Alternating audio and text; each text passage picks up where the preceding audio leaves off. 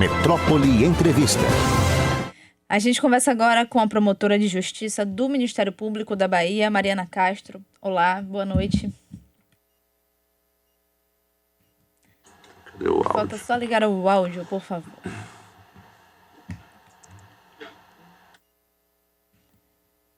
Ela não está ouvindo a gente, estamos com problemas técnicos, ela não nos ouve, nós não ouvimos. Agora eu acho que agora Tá ok. vocês estão me ouvindo? Agora perfeitamente. Ela regularizou. Olá, boa Tudo bom? noite. Boa noite.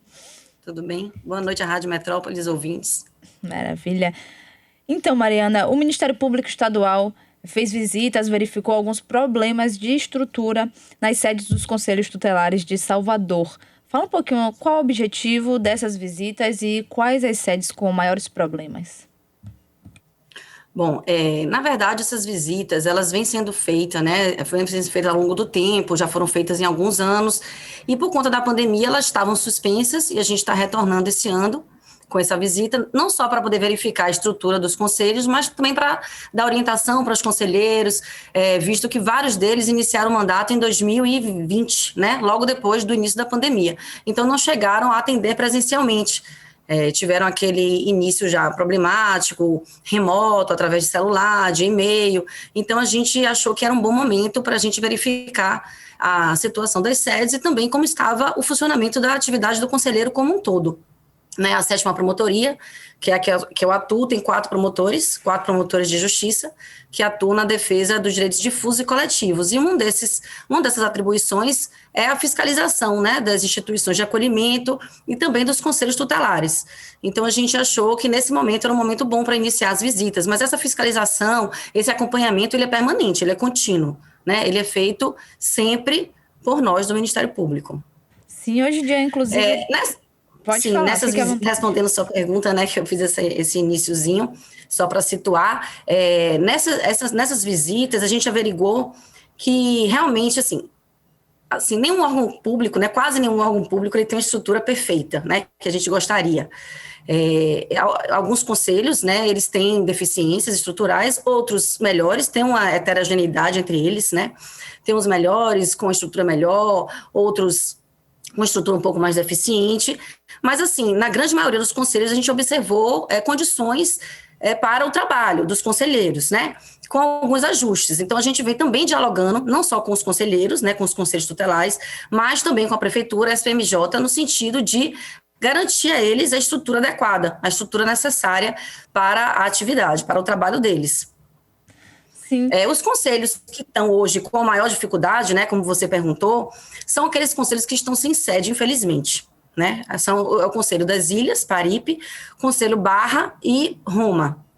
Na verdade, a Roma está com uma sede, mas uma sede realmente que não atende à normativa.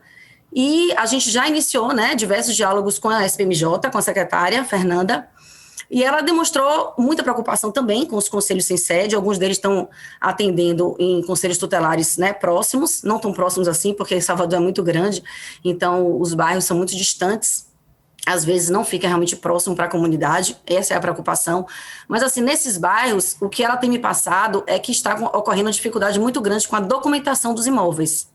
Né? Existe uma vontade da SPMJ em fazer o contrato de locação, mas é muito difícil, principalmente nessa região da ilha, né, de Maré, de Paripe, conseguir um imóvel que atenda a normativa, né, atenda às condições, que são salas adequadas, ventilação adequada para a atividade dos conselhos tutelares. Hoje em dia já se há uma atenção especial para a segurança do trabalho, tanto no setor público quanto privado, o debate é feito, né? É trazida essa questão. De que forma o Ministério Público considera que essa falta de estrutura, falta de equipamentos, acaba comprometendo o trabalho dos conselheiros tutelares e dos conselhos?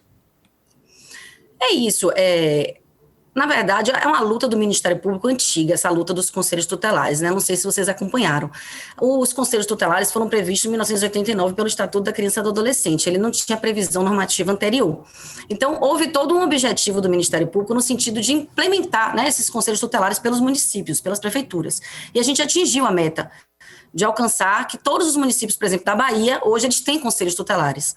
Então, o objetivo do Ministério Público mudou. O objetivo do Ministério Público hoje é fortalecer os conselhos, né? É estruturar eles, é capacitar os conselheiros, no caso, incentivar políticas públicas nesse sentido da capacitação, né, por parte da prefeitura, para que eles prestem essa atividade cada vez melhor. É uma atividade que a gente considera essencial, né? O Conselho Tutelar, ele é o órgão de interlocução entre a sociedade e o Poder Judiciário e o Ministério Público. São eles que estão próximos da sociedade, são eles que estão próximos da comunidade, né? Muitas vezes a gente pega um caso, né? Por exemplo, a promotoria de vitimizados. Eles veem tudo através do papel, através dos autos. A gente não conhece as pessoas. Depois, aqui no processo, a gente vai conhecer. E os conselhos não. Os conselheiros, às vezes, muito tempo, eles estão em contato com essas pessoas há muito tempo. Para eles pedirem aquela medida ao Ministério Público, vamos supor, uma medida de destituição do poder familiar, ou uma medida de acolhimento institucional, eles já andaram muito. Eles já fizeram muitas reuniões, eles já fizeram muitas visitas. Então, é um órgão que a gente considera assim, de extrema importância. Mas a gente tem visto que as gestões públicas estão cada vez mais sensibilizadas também com o trabalho do Conselho. E no que se refere ao município de Salvador, a gente tem feito realmente muita conversa, muito diálogo. A gente tem uma interlocução permanente, né, com o pessoal da SPMJ, que são os responsáveis pela questão administrativa dos conselhos. E eles estão se mostrando com muita boa vontade para melhorar essa estrutura do conselho, né? Tem muitos conselhos precisando de reformas, manutenção. Mas, como eu falei, a gente já andou muito. Então, hoje, por exemplo, a gente não viu nenhum conselho sem computador. A gente não viu nenhum conselho que a gente possa falar assim, não, esse tem que fechar as portas. A não ser os que estão sem sede, realmente, esses 3 que eu citei, e o da Boca do Rio, que está fechado. Mas todos os conselhos que estão abertos estão em pleno funcionamento. Os conselheiros tutelares estão atendendo diariamente, presencialmente, tem computadores. Nesse último mês, eles estavam com deficiência de impressora, mas já soube que as impressoras chegaram, e também já soube recentemente, né, a secretária nos informou que os veículos de cada conselho tutelar vão ser entregues até o final do mês de abril, o que nos deixou muito feliz, porque realmente o que o Ministério Público quer é fortalecer esses órgãos de defesa da criança e do adolescente.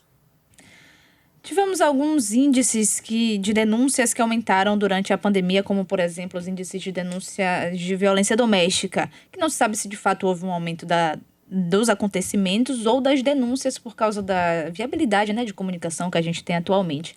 Em relação a denúncias envolvendo direitos violados de crianças e adolescentes para o Conselho Tutelar, houve algum aumento durante a pandemia, alguma baixa? Como é que estão os números? Olha, eu acho que esse levantamento mesmo definitivo ainda não foi feito, né? Se houve um aumento. Mas uma coisa eu posso falar, eu não sei se os números vão refletir o que aconteceu. Porque a gente tem uma população que às vezes não tem acesso à internet, não tem acesso ao celular, e o fato desses órgãos públicos estarem fechados também tem um impacto. Porque a comunidade, né, que a gente trabalha, eles gostam de ir presencialmente nos órgãos públicos. Eles gostam de fazer a denúncia presencialmente, eles gostam de olhar no rosto do Conselho Tutelar, eles gostam de olhar no rosto do promotor. Então, o nosso público prefere o atendimento presencial. Por isso que eu acho que houve sim um aumento, né, até pelo que a gente vê, tem gente que vê na TV, na mídia, e a gente imagina também, né, essas crianças presas em casa, sem escola. Mas eu não sei se eles vão conseguir quantificar esses números, porque, como eu falei, a população às vezes não tem acesso a esse atendimento remoto que estava ocorrendo na pandemia.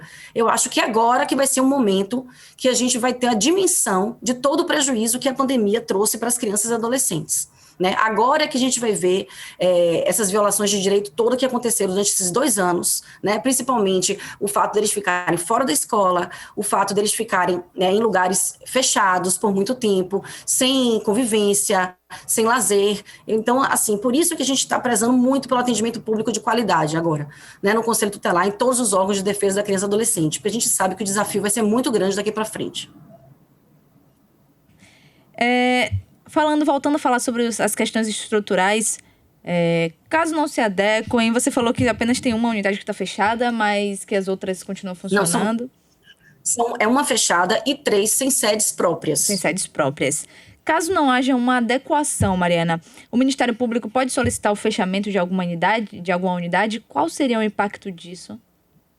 Não é o fechamento que a gente solicita. Normalmente a gente aciona a prefeitura, né? Pode acionar judicialmente, ou administrativamente acerca da deficiência dessas estruturas para que eles se adequem, né? Adequem o espaço, adequem o local, os equipamentos e mantenham a atividade em regular funcionamento. A gente aciona a prefeitura, porque o Conselho Tutelar ele é um órgão autônomo, né, que não sei se vocês sabem, mas eles são eleitos. Eles fazem uma prova, normalmente na eleição. É um processo seletivo que, assim, tem a democracia por excelência, a democracia participativa mesmo, prevista na Constituição Federal, que ocorre nessas eleições do Conselho Tutelar, porque eles fazem uma prova e depois eles são eleitos pela comunidade. Então, são pessoas realmente que estão diretamente com o público. Mas depois eles se tornam um órgão autônomo, apesar de que administrativamente estão ligadas à prefeitura. Ou seja, a prefeitura, né, no caso de Salvador, através da SPMJ, é que é responsável por fornecer essa estrutura para o Conselho Tutelar. Então, eles têm também lá um setor específico, eles sabem dessas deficiências que eu estou falando aqui hoje, porque está sendo, né, fruto de diálogo permanente com a secretária e com a equipe dela, e eles estão realmente demonstrando uma boa vontade de fortalecer os conselhos, de equipar os conselhos, assim como o Ministério Público também está querendo. Então, assim, o Ministério Público, respondendo a sua pergunta, ele pode acionar judicialmente a prefeitura, não o Conselho Tutelar em si, entende? Maravilha, Mariana. Muito obrigada pelos seus esclarecimentos. Conte com a gente. Nossos canais para diálogo estão abertos. E uma boa noite. Obrigada. Boa noite a todos também.